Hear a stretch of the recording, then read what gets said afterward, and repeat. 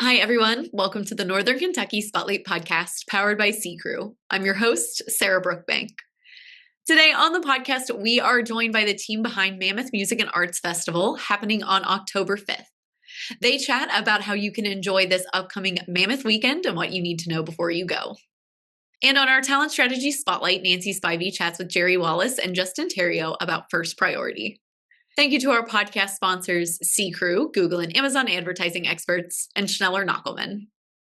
If you were at annual dinner last week, you already heard the exciting news that the Northern Kentucky Chamber of Commerce is launching the Erlanger Business Council.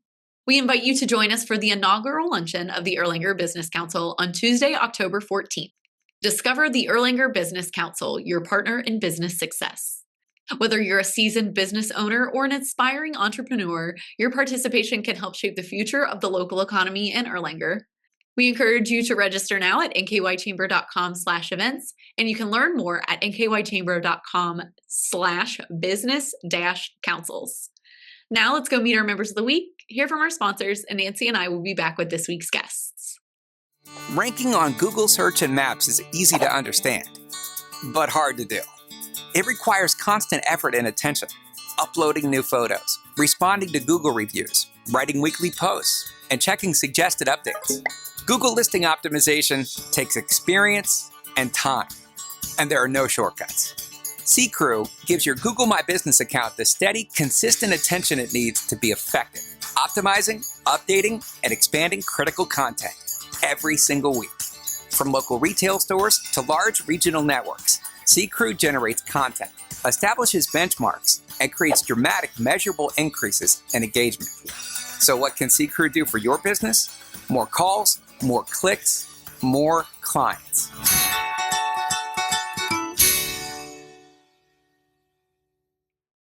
Congratulations to our members of the week. You can learn more about these businesses by following the Northern Kentucky Chamber on social media, where we highlight one of these businesses each day. Now, let's meet our members of the week. PG LifeLink is the U.S. leader in isolated power and lab connectivity solutions for hospitals and laboratories. Teasdale Fenton is a trusted leader in cleaning and restoration, specializing in carpet, air duct, and tile cleaning, as well as water, fire, and mold restoration services. Trailpath Workplace Solutions advances workplaces toward a future where every improvement strengthens both the business and the people within it. Horizon Community Foundation is a nonprofit organization dedicated to strengthening Northern Kentucky through collective philanthropy. Located in Hebron, Kentucky, the Antique Auto Shop is a premier automotive restoration facility with a legacy dating back to 1969. Hi, everyone. Today on the podcast, we are joined by the crew behind Mammoth Music Arts Festival happening in Newport. Before we get started, I'm going to have everyone introduce themselves. So, Morrella, if you would start us off. I'm Morrella Raleigh. I'm the owner of the Southgate House Revival and a partner on the Mammoth. I'm David Dalton. I'm owner of the Think Shop and Red Hot Promotions in Newport and partner of Mammoth. And I'm Jim Guthrie. I'm with Hub+Weber Architects, longtime Newport resident, and also a partner on Mammoth. Yes. And one person that's not here is Greg Tully, who's been in the city for a long time, Newport, and has also been helping us. So the four of us have been kind of the key members. Yeah, and it's great that you guys are all here. I was very excited. It's a lot of people on the podcast, but I love when we have a lot of people from the behind the scenes get to talk about the great work you guys are doing. So Mammoth is October 5th. You guys are talking, it's a Mammoth weekend. Tell us, for our viewers and listeners that might not know about you guys because it's just your second year, jump right in and tell us a little bit about what you guys have going on. Okay. Well, I'll jump in. We are a community event, first and foremost, in Newport, and it takes place, we'll be closing down the street, 6th Street, in front of the Southgate House Revival, on down to York Street. One of the blocks on Mammoth Street between 5th and 6th will also be closed, so we'll have indoor stages, outdoor stages, over 30 bands, upwards of 40 artists and vendors that'll be there displaying and selling their art. And this year we're excited because we're expanding everything, including a kids zone that Newport Elbow Levy will be sponsoring and working with Brighton Center on. And we really just view Mammoth as a community event. Yeah, I absolutely love that. Gentlemen, anything to add on that? vendors. Yeah. Yeah, we've got lots of vendors, bourbon, tequila, Pompilio's, Italian, pizza, Newport Pizza, West Six Brewery. West Six Brewery, Webb's Barbecue. So we've got a lot of good, and also local food. So we've been focused on trying to highlight local vendors in the city, and really a lot of folks have stepped up. We're really excited about the offerings. Yeah. Go Yeah, on. 927 Reserve's doing a bourbon experience. We have Casamigos Tequila that is going to work with one of our local bars, Market Bar, and do a tequila experience as well. Yeah, so this is a huge event happening in Newport. Very exciting. Tell us a little bit about how this came to be. Like I said, you guys are in your second year, bigger and better than last year, but how did this get started? So Greg Tully and I were involved in the city back in the 90s when they had a Main Street district, and we did this for a few years in the mid-90s, further up on 8th, and then we did one before the levee was built, the new part of the levee was built. And so we had done it a few years in that era, and then Greg and I would get together for beer occasionally and would reminisce about those days when we closed down the street and had a music festival. And then I think about the same time Dave and I were getting together for beers, and I reminisced with him about that time, and we said, well, we should do it again. That's a great idea. And so yeah, last year was our first year, and in spite of it being a hurricane during that weekend, it was insane. It rained like 4 days beforehand. It didn't rain the 8 hours of the event, and it rained 4 days afterwards. Mm-hmm. And then this year we met with the city, and we kind of had a growth plan for 1 to 5 years, and closing down Mammoth was kind of a 5-year plan. But the city was like, yeah, let's make this big. And so we said, okay, well, if you guys want to support us and help us guide that, we did that. So closing down Mammoth and adding another main stage, and make it a lot bigger this year in our second year. Yeah, and that's really exciting. And one of the things I absolutely love, the branding of this is so much fun. The Mammoth, it's so wonderful. And one of the things I want you guys to touch on a little bit is your mission and the why behind doing this. So the mission, I think, is to have created a free, accessible community event celebrating the arts and the entertainment area that Newport has always been for years, and really just putting together arts and music in one spot, making sure that the community is invited and can enjoy a day. Yeah, and you mentioned this event is free. That is a huge benefit. Tell us a little bit about how you guys make that happen. It's free because of our sponsors, for sure. Starting at the top with the Do Good Foundation is our nonprofit arm, and they've really helped us out a ton from the beginning. GC Home Service is our main stage sponsor this year, so they stepped up to help us with that. Meet NKY, we have Jerry's Jug House, we have Hofbrauhaus is a stage sponsor, and we have Humble and Liable Insurance, who's also a local Newport business, that are as stage sponsors. We have tons of other sponsors as well that have helped with bands and just different parts and pieces of the festival, but those are kind of our bigger sponsors. Yeah, and we thank them for making this a fun, family-free event. And one of the things I want to highlight, the music. Morrella, tell us a little bit about everything that's going to be happening. Well, there's a lot. There's hopefully something for everyone, but we tried to, from the get-go, in planning everything, make this kind of a multi-genre festival. We didn't want to focus on one kind of music. We do kind of focus on original music, and the majority of the bands are locally based. We do have some exciting nationally touring headliners. Actually, one of our nationally touring headliners is from right here in Northern Kentucky, Nat Myers, fantastic blues guitar player, singer-songwriter, and he'll be headlining the acoustic stage on Mama Street. And then with our other national headliners, we have Fishbone, who's been around since the 90s, and they do a really fun blend of rock, punk, reggae influences, ska influences, and then Cowboy Mouth from New Orleans. They're a party band. They're rock and roll. They're fun. They just like to get the crowd going, and so for that reason we thought they'd be a good pick. And then lastly, we have Hogslop String Band coming in from Nashville, and they are I think I might misquote them, but they're an old time string rock and roll band. I love that. So bring your dancing shoes. Bring your dancing shoes for for sure. Yeah. And one of the things I want to ask each of you, because there are so many different things happening over the course of Mammoth, can each of you highlight like maybe 1 to 2 things that you're personally really excited about? And I'll let any one of you start. I'll go first so I don't get stuck with the worst answer. I'm really excited about the authenticity of the event. Like, we've really focused on it being community-based and authentic.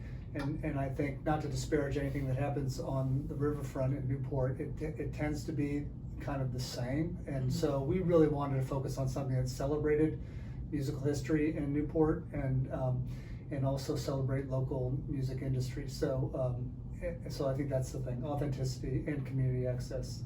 That's 2. I took yours. I can definitely piggyback on that, because I think the uniqueness of the festival is really around the diverse musicians, the artists. It's all food by local restaurants and bars, and it's all local businesses who've really kicked in to help us with this. So I think, just the diverse art that we're going to have, and whether it be music or fine art, I think we have 40-ish fine artists. So there's really a big mix of cool stuff. I'll keep going with that. In focusing on it being kind of a locally oriented thing, we do have several bands performing that are actually from Newport or based in Newport. The Electric Indigo, the 222s, Juan Electro.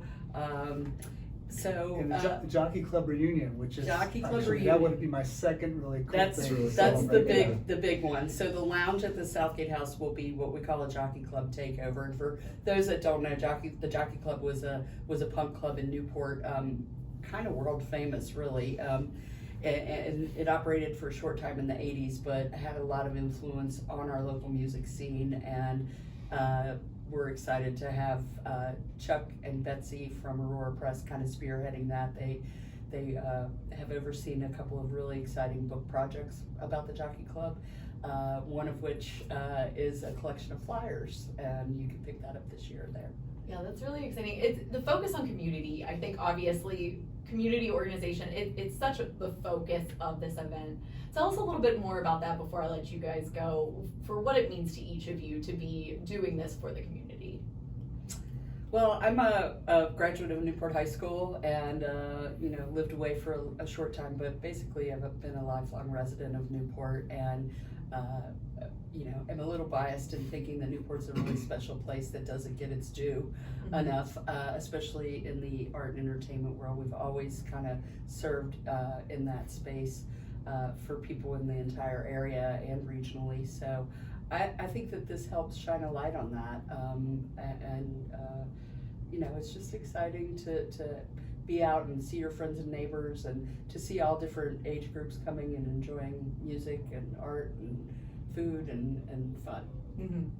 Yeah, I'm a little bit of the odd man out on this one, because I do not live in Newport, but I did move my business there in 2005, and from day one the city's been super supportive and just creative, and the energy that's been there. I feel like this just gives back, and this resurrects some of the things that maybe were lost over the years. So Morrella does this with Southgate House Revival every day, but this is just kind of like the Super Bowl of everything she does for me. So lots of friends who are musicians and artists, and so this is fun to kind of pull everybody together and give back to the city that's really supported my business and given me a lot.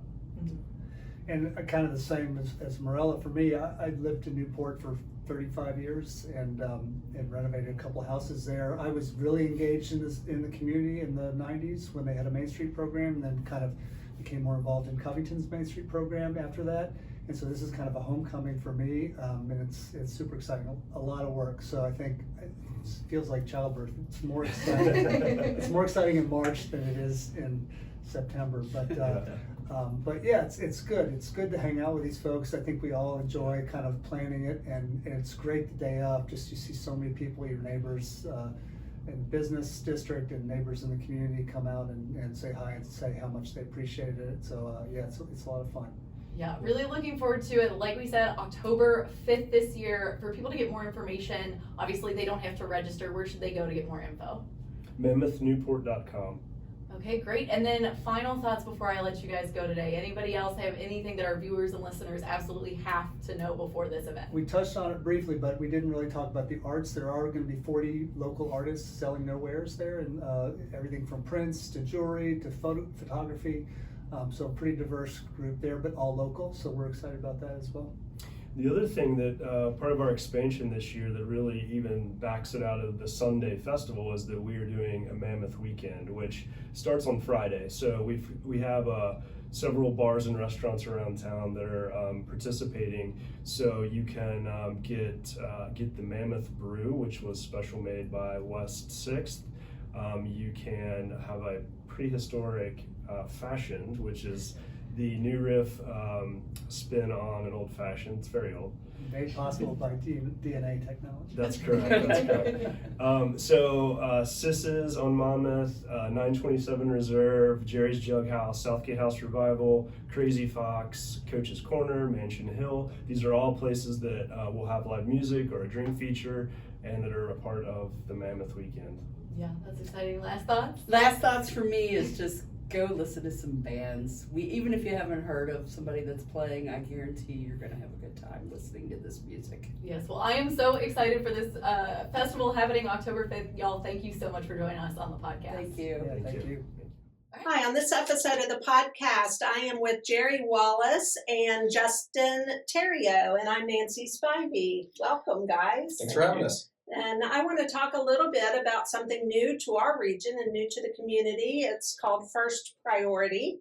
And I understand there's First Priority of America, and then there's First Priority of Greater Cincinnati. Justin, you are the district director for Greater Cincinnati, correct? I am, yes ma'am. So tell me a little bit about the history and a little bit about First Priority, please. Yeah, so First Priority was started over 25 years ago. So it is a national organization. And our mission is to take the hope of Christ to every student. It's pretty incredible. It's able to use and lean on student leadership for them to be able to, live out their faith on their campus. And I think one of the biggest things is it's all student-led. So I got involved with this organization in 2018. Prior to this, I ran animal hospitals, which is really, really neat. And I had a youth pastor of mine come up and offer to take me to lunch, and he offered me a job right then and there. And I had no plans or desire to jump into nonprofit world and fundraising and ministry and all the things. And here I am 8 years later. That was in Nashville, Tennessee that happened. Okay. And 3 years ago, I moved up to Cincinnati and started something that didn't exist up here. So pretty fun. That's great. And Jerry, you're new to the team. Tell me a little bit about your role. Thank you, Nancy. Yeah, so Justin brought me on the team in February of this year. Really, really enjoy. I was telling you just a few minutes ago, getting to see some great kids. A few of them were actually my twins that just graduated from Highlands this last year. Starting these amazing clubs for Christ. It's just been super fun and really meaningful. I've enjoyed getting to see students share their faith with other students, and there's just nothing else quite like it. There are other peer-to-peer ministries, obviously student ministries, but there's not another out there that covers the distinctive that First Priority does, and that is helping them also connect to their local church. Very important part of what we do. Okay, so you kind of led me a little bit into my next question. So today on the podcast, you're here and you're reaching out. You want to try to expand the reach to local churches. What does that mean? Yeah, what we're looking for and everything that we do ministry-wise operates through local churches. It's a really cool facet of our organization where I can't just call up a middle school or high school and want to get our program in or anything like that. It's started and led by students, and those students are found often in the local churches. There's natural leadership there. They see a burden for their campus. They have friends who are hurting. And those are students that we want to be able to live out something bigger than them at their school. So when we need to network churches in this Northern Kentucky area, we're looking for pastors and youth pastors who might not be strategizing on how to reach students at a campus or how to do that. There's a lot of restrictions. Adults Sure. can't go on and do stuff, but when students are set up to lead well, it not only benefits them, but it's going to benefit everyone else around them too. So it's really neat. So it's really the students that go into the middle and high schools and talk about this with their peers. Yeah. And then chapters are formed as a result, correct?